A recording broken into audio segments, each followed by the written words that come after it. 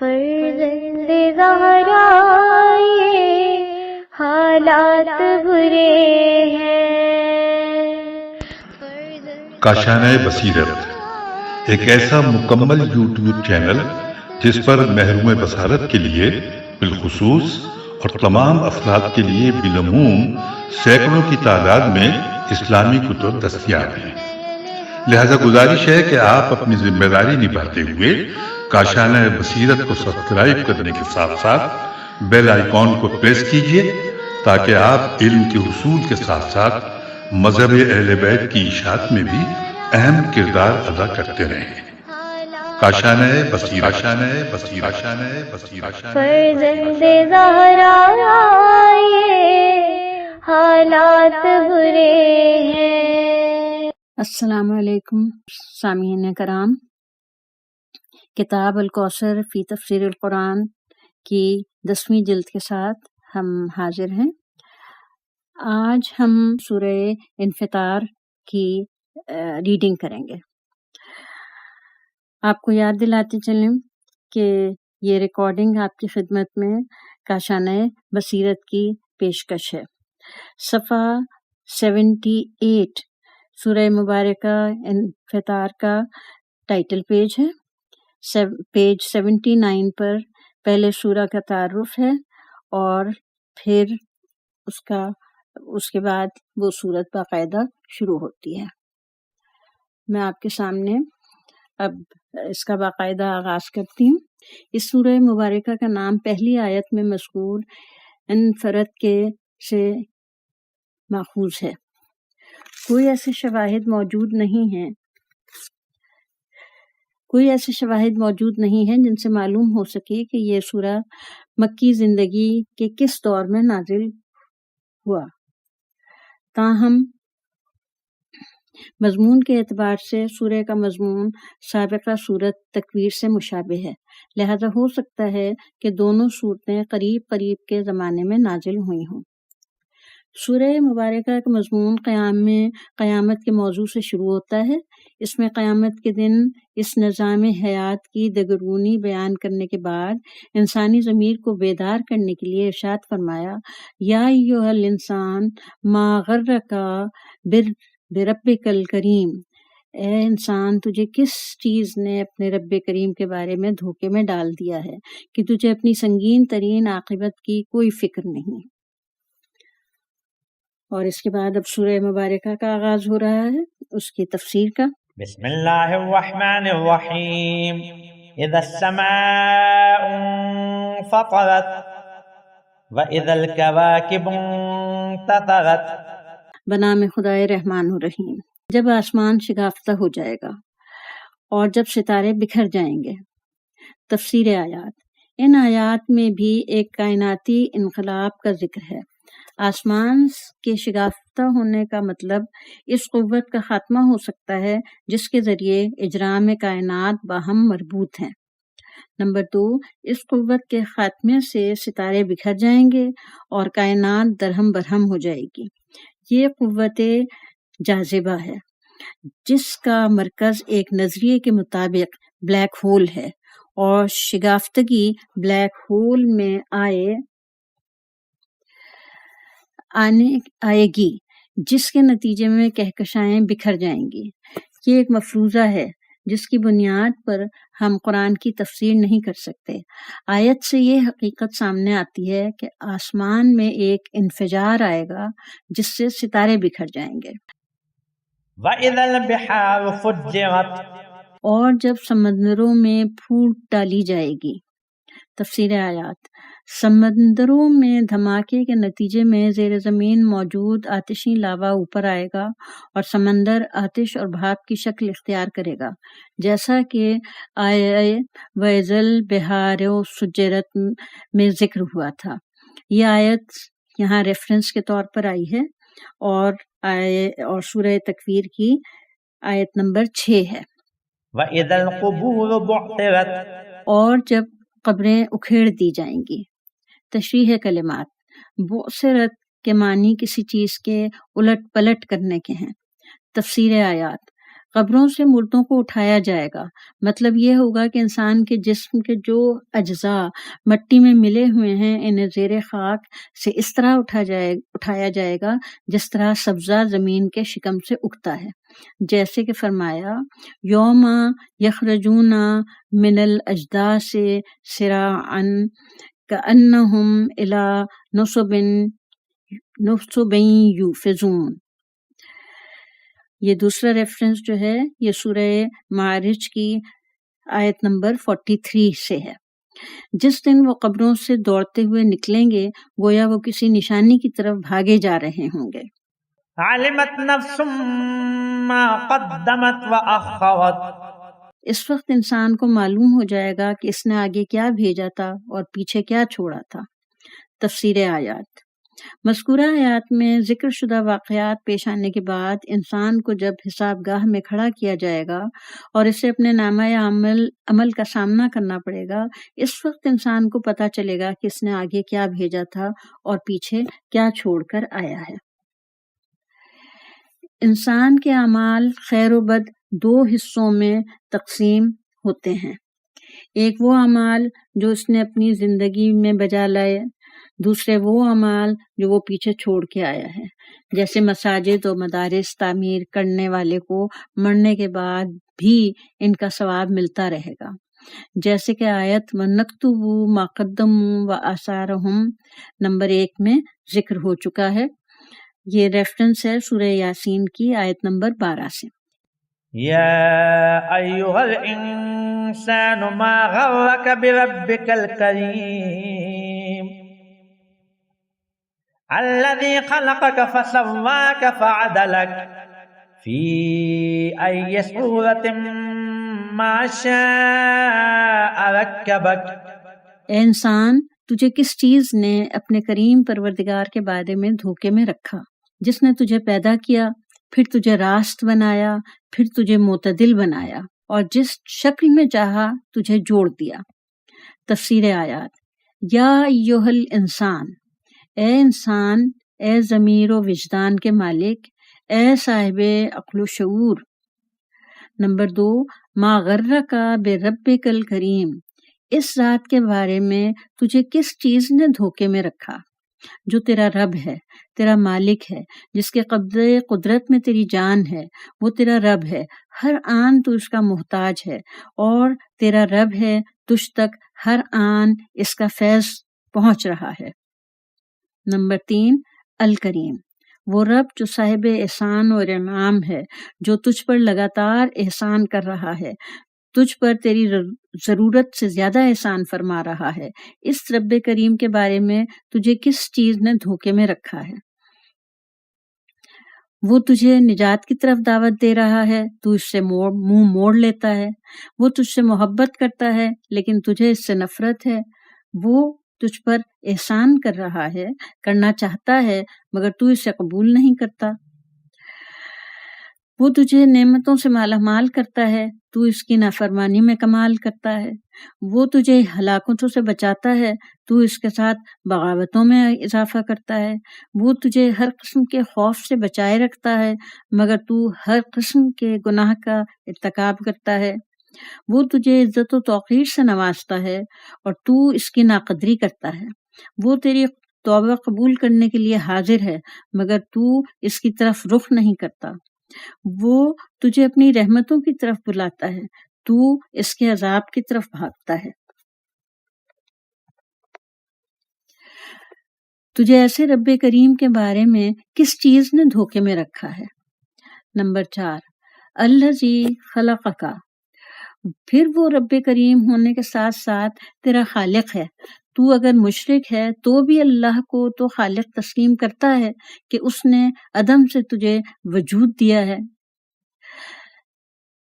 Number 5، فسواک، خلق و ایجاد کے بعد تجھے راست بنایا، تیرے بیرونی اور داخلی اعضاء کو درست اپنی اپنی جگہ پر رکھا، چنانچہ کسی عضو کے نامناسب جگہ ہونے کی وجہ سے انسان کو مشکلات سے دوچار ہونا نہیں پڑتا۔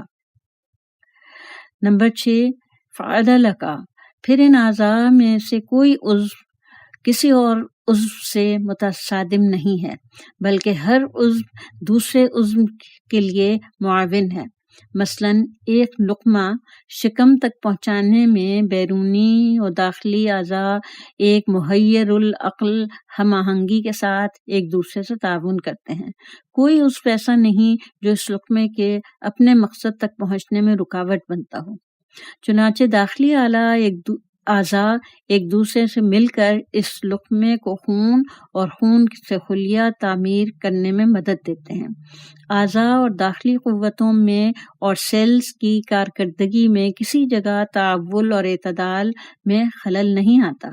نمبر 7، فی ای صورت مما شاء رکبک، چنانچہ ایسی مخلوق وجود میں آتی ہے جو اپنی شکل و صورت میں بھی اپنے خالق کا معجزہ ہے۔ فرمایا وَصَوَّرَكُمْ فَأَحْسَنَ صَوَرَكُمْ۔ یہ آ رہا ہے استدلال،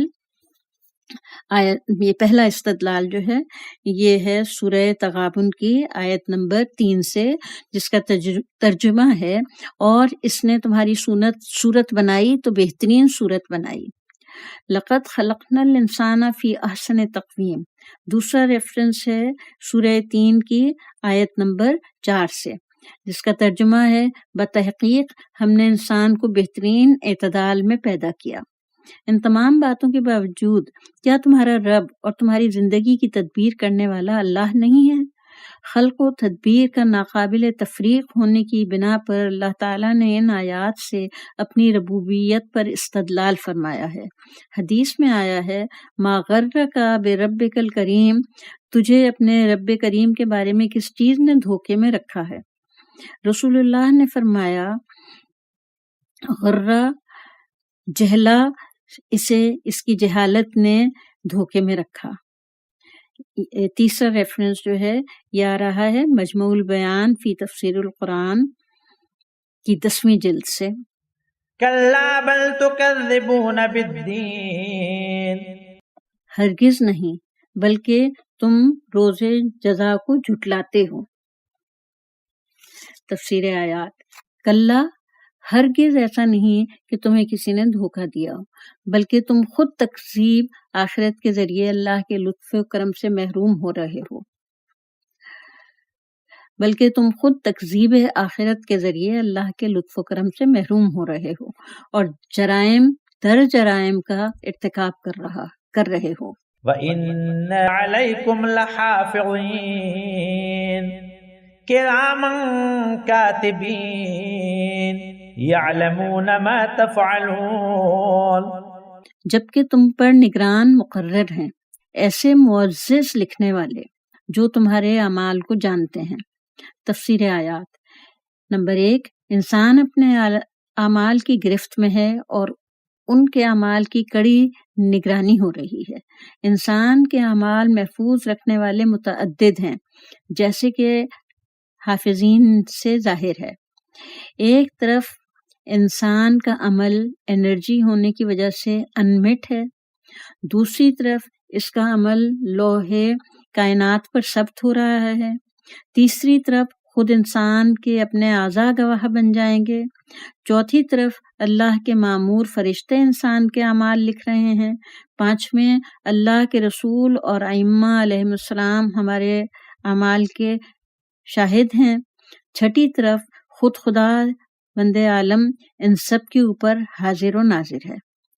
نمبر 2، کرامن، یہ حافظین اللہ کے نزدیک مقام عزت پر فائز ہیں۔ یہ منصب انہیں دیا جاتا ہے جو اللہ کے نزدیک بلند مقام رکھتے ہیں، کرامن بررہ۔ نمبر 3، کاتبین، اعمال عباد لکھتے ہیں، یعنی عین عمل ثبت کرتے ہیں۔ فرشتوں کی کتابت ان کے اوزار کے ذریعے نہیں ہوگی جو انسان استعمال کرتا ہے۔ یوم تجد کل نفس ما عملت من خیر محضرۃ وما عملت من سوء۔ نمبر 1 ریفرنس جو ہے وہ آ رہا ہے سورہ آل عمران کی 30ویں آیت سے۔ اس دن، جس کا ترجمہ ہے، اس دن ہر شخص اپنا نیک عمل حاضر پائے گا، اسی طرح ہر برا عمل بھی۔ نمبر 4، یعلمون ما تفعلون، یہ لکھنے والے ایسے نہیں ہیں جو کسی قسم کی غلطی کر سکیں، جو کچھ وہ لکھ لیتے ہیں تمہارے اعمال کے عینی شاہد اور علم حضوری کی بنیاد پر لکھتے ہیں۔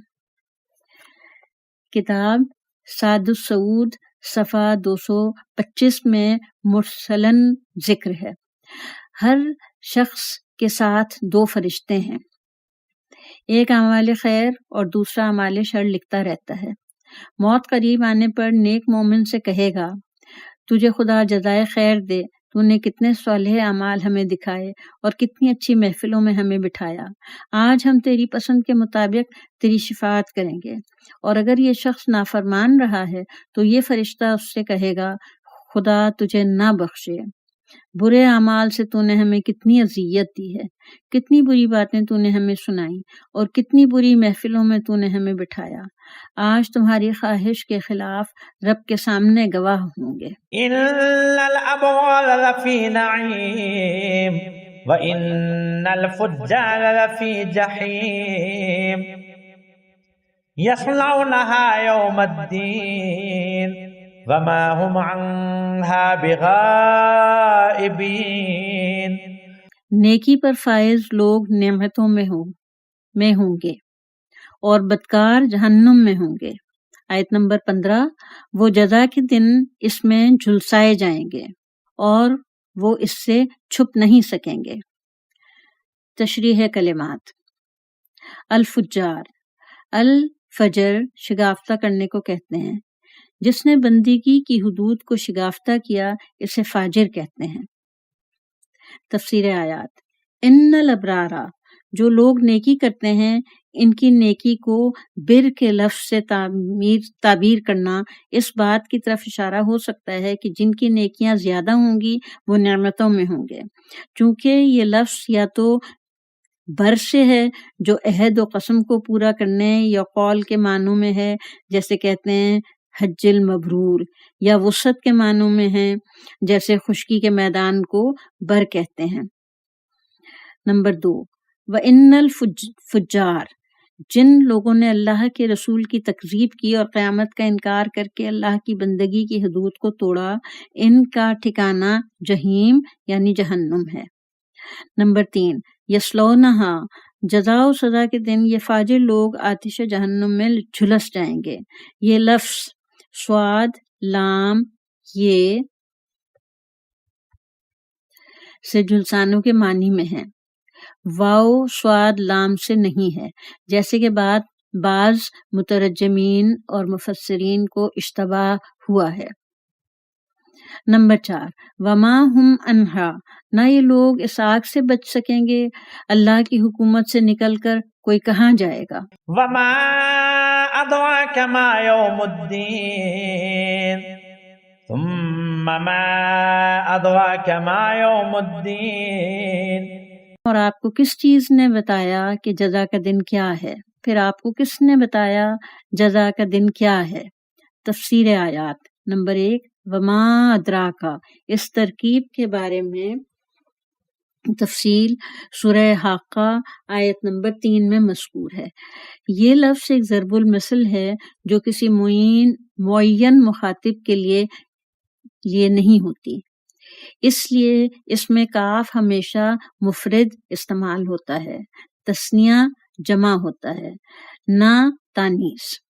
صرف مضمون کی اہمیت بیان کرنے کے لیے یہ ترکیب استعمال کی جاتی ہے، لہذا یہ کہنا کہ رسول اللہ صلی اللہ علیہ وسلم قیامت کی حقیقت کو نہیں جانتے، اس لیے آپ نے کیا جانے کہا گیا، بالکل درست نہیں ہے۔ نمبر 2، ثم ما ادراکا، دوبارہ تاکیداً یہی تعبیر اختیار فرمائی۔ اس تکرار سے قیامت کی ہولناکی اور اہمیت کی طرف بیشتر متوجہ کرنا مقصود ہے، نہ کہ یہ کہنا کہ آپ نہیں جانتے۔ یوم لا تملک نفس لنفس شیئا والامر یومئذ للہ، اس دن کسی کو کسی کے لیے کچھ کرنے کا اختیار نہیں ہوگا، اس دن صرف اللہ کا حکم چلے گا۔ تفسیر آیات۔ نمبر 1، قیامت کے دن کوئی کسی کے کام نہیں آئے گا، نہ کسی کا بس چلے گا، کیونکہ اس دن تمام رشتے ٹوٹ جائیں گے۔ کچھ کرنے کے لیے کوئی وسیلہ ہاتھ نہیں آئے گا، کیونکہ وہاں اسباب و علل بھی غیر مؤثر ہو جائیں گے۔ نمبر 2، والامر یومئذ للہ، اس دن صرف اور صرف اللہ کا حکم چلے گا۔ وہ مالکی یوم الدین ہے کہ قیامت کے دن صرف اور صرف اللہ کا تصرف مؤثر ہوگا اور دوسرے تمام علل و اسباب و وسائل غیر مؤثر ہوں گے۔ دنیا میں تو اللہ کی نافرمانی ہوتی رہی ہے، اللہ کے حکم کے خلاف علل و اسباب اور وسائل بروئے کار لائے جاتے رہے ہیں۔ چونکہ دنیا دار امتحان تھی، اس لیے اللہ کو خود مختاری دی گئی تھی، مگر قیامت کا دن دار حساب ہے، یہاں صرف اللہ کا حکم نافذ ہوگا۔ سامعین کرام، ہم پیج 86 پر پہنچ گئے ہیں اور اس کے ساتھ اس سورہ مبارکہ کی تفسیر کا